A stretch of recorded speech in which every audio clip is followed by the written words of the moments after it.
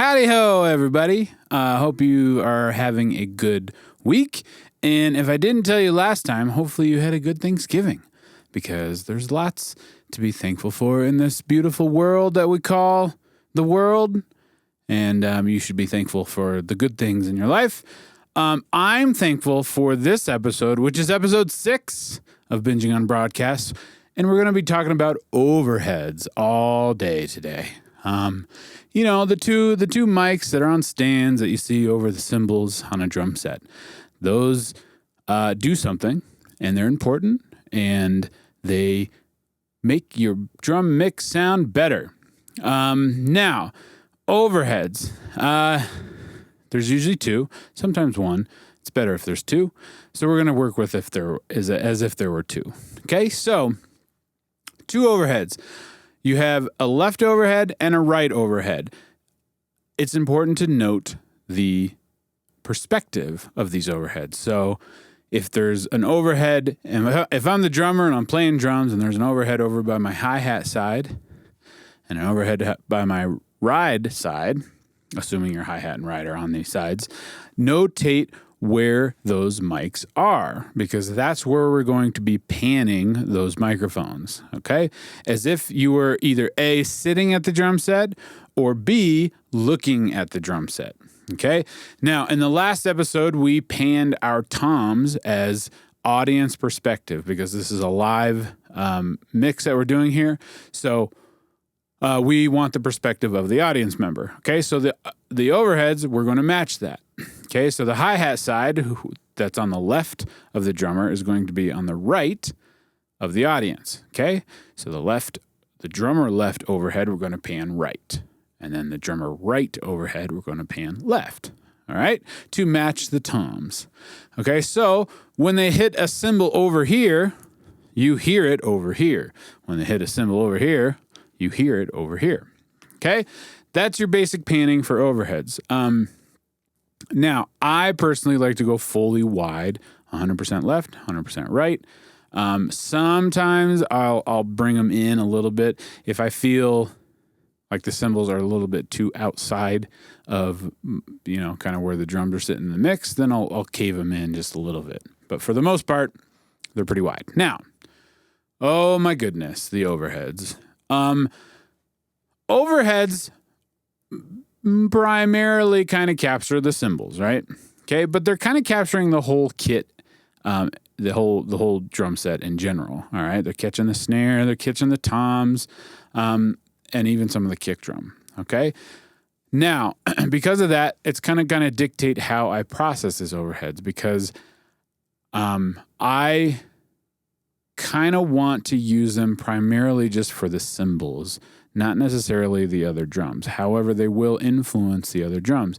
If you remember my snare drum video, I said that the snare drum just by itself, even with verb, is about 80% of the sound that you hear of a drum set. The other 20% comes from these overheads, okay? That's not a lie. I'm not joking about that. So we'll get to all that. I'm just rambling at this point. Don't mind me. You get me talking about audio stuff, I can nerd out for hours. Talk to my wife about that. She'll tell you. Anyway, here we go. Overheads. So I'm just going to play the overheads. This is raw, right off the mics. There's no processing or anything, okay? And I've panned them audience perspective already. Okay, so if you see down here, I have the left on the left and the right on the right. They're panned full wide. All right, so I'm going to slow them up here.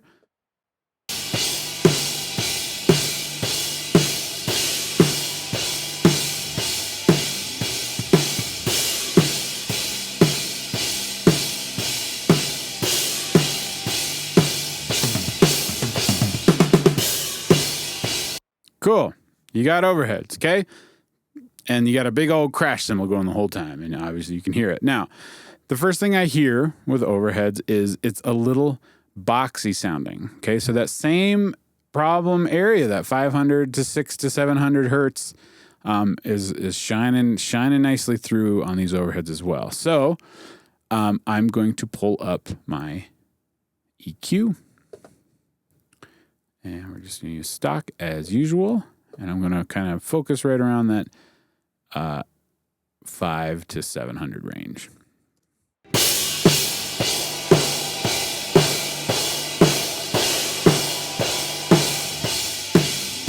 Yeah, right there, that kind of boxy area, which is around 720, 700. And I'm going to pull it right out.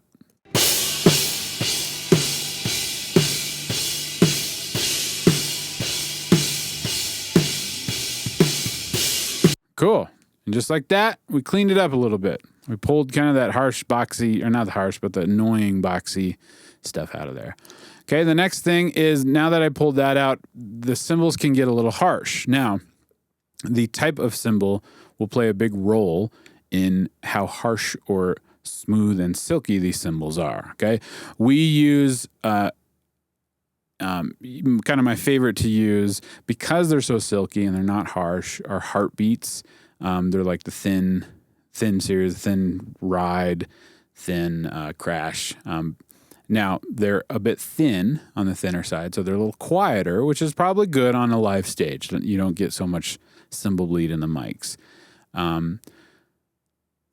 If you're using like a harder, thicker metal, which like K Customs, that sort of thing, it's going to be real harsh and you're going to have a lot of bleed. So I'd steer clear of the thicker stuff for live stuff if you want to minimize bleeds.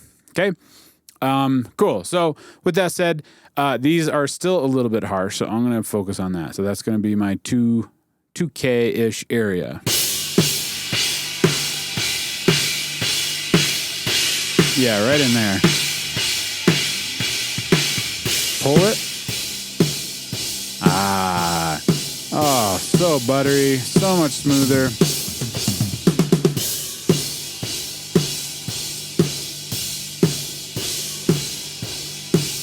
Yeah, great. That's basically it. Now, I also don't like all that much low end in my overheads because I'm getting all that low end content from the individual mics, from the kick and the snare. Okay. And all this is going to do in the overheads is kind of make them kind of that upper mid 300-400 area is going to kind of get out of control, or it's going to make them sloppy sounding. So I'm going to pull kind of from there down out. So I'm going to grab my shelf here.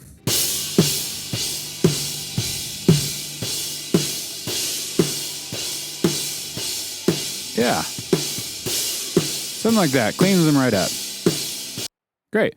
And then I might add just a little bit of air, kind of my very upper stuff, 10K and above sort of thing.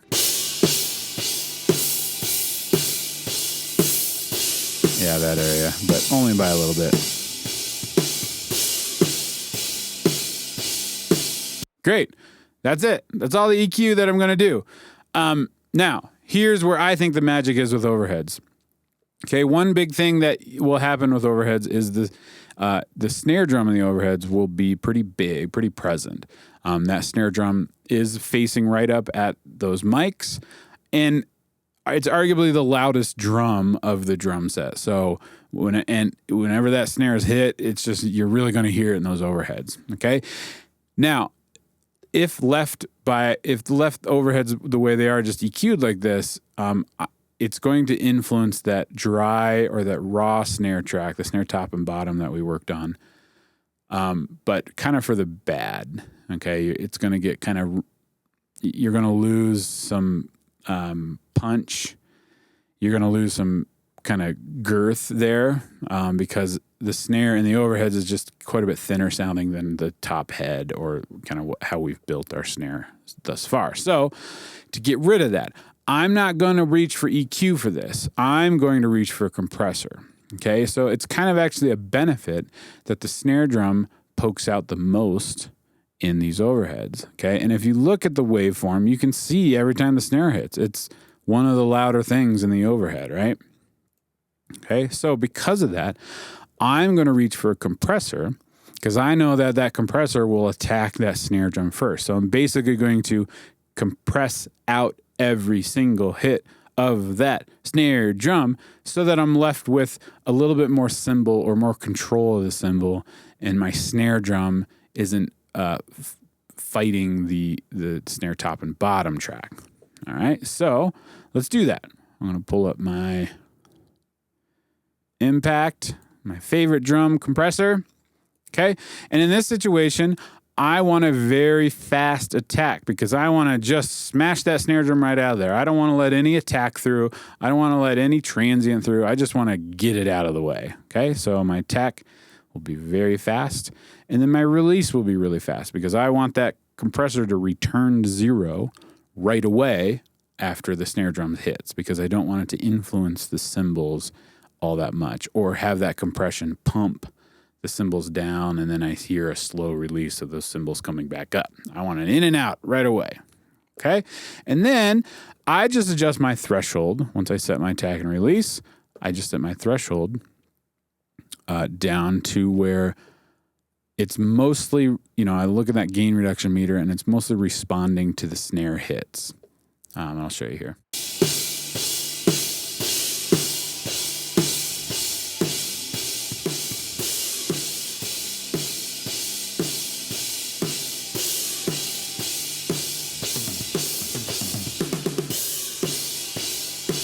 Okay, so on the snare hits, they're hitting a good 4 to 5 dB of compression, and then I see very subtly the cymbal hit in between the snare that only compresses about 1 to 2 dB. So that's kind of where I'm talking about.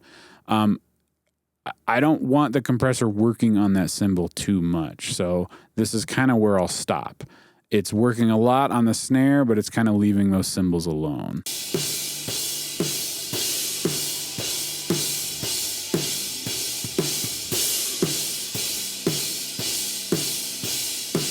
Yeah. And that just keeps that snare out of the way. It keeps the snare coming from the overhead out of the way. It's still there because we're still adding a little brightness and clarity to the snare drum, but it's not overpowering the snare drum tracks that we already have in. So this is it. That's all I'm doing to my overheads.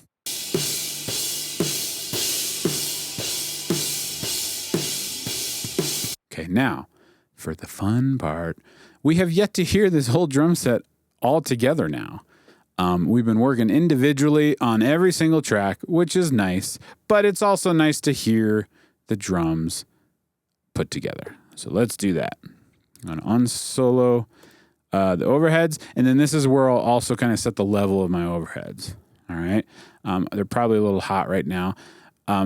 It's essentially I'm adjusting my overhead volume so that the cymbals are there in the mix, but they're not overpowering. They're not overly obnoxious, and they don't overpower or wash out the individual tracks. Okay, so let's do it here.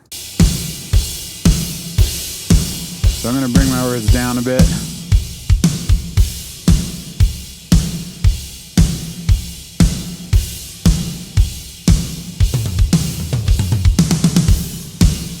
Yeah. Here's without overheads. I'll mute them.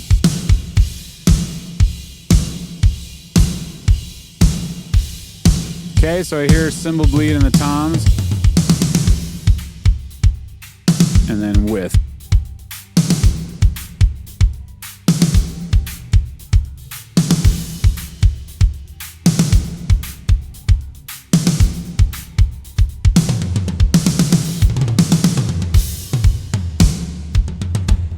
Again, here's with.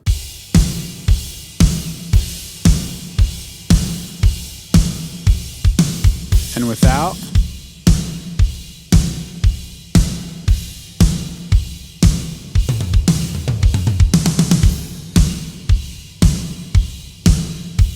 And with.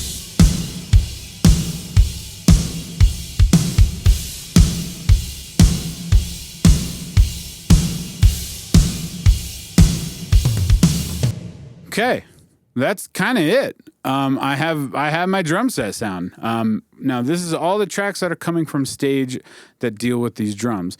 In the next episode, and you don't have to do this, but the next episode I'm going to be actually generating a fake room mic using Verb off these drums. Okay, so I'm going to kind of mimic as if you were in the studio and you recorded it with a room mic that's 6 to 8 feet out in front of the kit, which can really help and really kind of make that drum set really big, and you hear all the stuff in between. in between the drums, in between the hits. Okay? But for now, this is good. You could stop here and move on to bass and continue with your mix, and you'll get if this is your drum mix, if this was my drum mix and I moved on without anything else, I'd be fine. Okay? Cool. Now, if you really wanted to, the last thing I'll do, and this kind of depends if I'm feeling it or not, is I'll add a little of that snare verb to the overheads as well. Okay, it sets the room a little bit. It makes them sound a little bit more like they're on stage with everybody else. And I'm going to choose to use the dark reverb, snare reverb, which was snare reverb 2. So I'm just going to copy that right from the snare. So that's that fancy option click and drag. Okay, and bring it up to taste. Oh, it's already up. So let's try it. And let's solo it up so you can really hear what's going on here.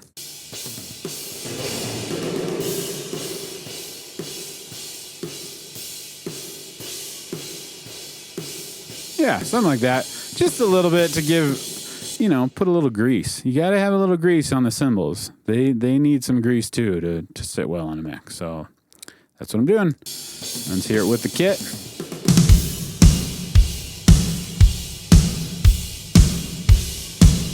Cool.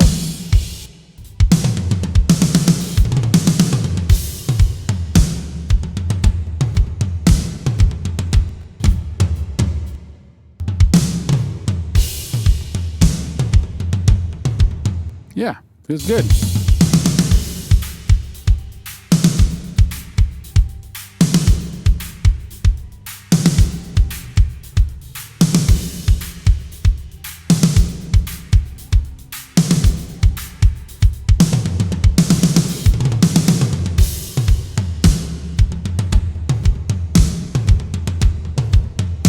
Great. There you go. You have it. A couple little things to just watch out for, be careful with, is watch the phase between your overheads and snare and your overheads and toms. Okay. And by watching it, I mean, check it. If you get your overheads or, just flip the phase on your overheads against the snare. So solo up that overhead and the snare mics, and flip the phase of the overheads. If your snare drum gets thicker, then it was out of phase and you flipped it into phase. If the snare drum gets thinner when you do that, then you know that you were in phase and you just flipped it out of phase. So go back. Those are, and same thing with the toms. Those are the one little things to watch out for. There's a technique that some people use where you're actually like measuring the distance from snare to overhead. You can do that. I don't like to do that because it kind of forces me to place the mics based on that measurement, not where I want the mics to be over the cymbals I want to be miking. Okay. So I don't really like that approach because it forces my hand into where those mics should be. I want to place the mics where I know that they'll pick up the cymbals I want to pick up. So with that, that is it. Hope you enjoyed that. Overheads. Oh boy for overheads. That's my motto. That's going to be the title. Oh boy for overheads. I was thinking about that earlier today. So you'll see that at the beginning of the video when I actually get my video editing skills on and put this thing together. Hope you enjoy, guys. Like, subscribe, follow this playlist. It's the whole input list, guys. It's everything you see every week when you broadcast a band. Also, I've never mentioned this in all the videos thus far. You should be listening to these on headphones. Please, for the love, don't listen to these videos on a cell phone. All these little nuanced, detailed little things that I'm doing, you'll never hear. You'll never hear the difference. You'll be going, I don't hear the difference between EQ in and EQ out. Because you're listening on a speaker that's smaller than a dime. That's your problem. You need to be getting some nice earbuds or something better, like biodynamic headphones. Those are great. Pick your favorite headphone, but headphones nonetheless. Also, I haven't mentioned any of this in all these videos, is mic choice. What mics am I using for this kit? You might be wondering. I've gotten a few comments that are asking, hey, bro, cool EQ tutorial. What mics are you using for that sound? Well, let me go down the list real quick. Kick in. So the first video, kick in, is a SM891. So typical your surface mount microphone, SM91. The kick out is a it's really terrible. I don't know these off the top of my head. What is it? Do do do do do do do. The kick out mic is probably, I think it's a Beta 52. Kick out mic is a Beta 52. The big blue silver kick drum mic. Snare top is a Heil PR30. Love that mic. Heil PR30. It's like a 57 with a little bit of an upgrade. Okay, very similar to 57, but better. A little bit better high end. And then the snare bottom, this is going to surprise some people, is a AKG 414. A lot of detail in that mic. It is a condenser, so that's my snare bottom. Tom mics are all 414s as well. Yes, I'm using a large diaphragm condenser on all my toms. And the bleed is not an issue. For all you live guys out there that are going, I will never use that because the bleed is crazy bad. Well, you heard it. It's not that bad. And the low end response and the high end sparkle is unmatched. No, 421 is ever going to touch the clarity that a 414 will have. I'll fight that. I'll fight on that one. And then my overheads are DPA 2011s. They are kind of a younger brother or sister or both, maybe they're twins, of my favorite overhead mic, which is a DPA 4011, but they're real expensive. So the 2011 is quite a bit cheaper. But I think it sounds pretty much as good. So I love that mic. DPA 2011. So kick in, SM91. Kick out, Beta 52. Snare top, Heil PR30. Snare bottom, 414. Toms, 414. Overheads are DPA 2011s. So that's it, guys. Thanks for watching. I will see you on the next video where we construct a room mic. Stereo room mic with just fancy plugins and routing. So stay tuned, guys. I'll catch you next time. Stars Wipe out.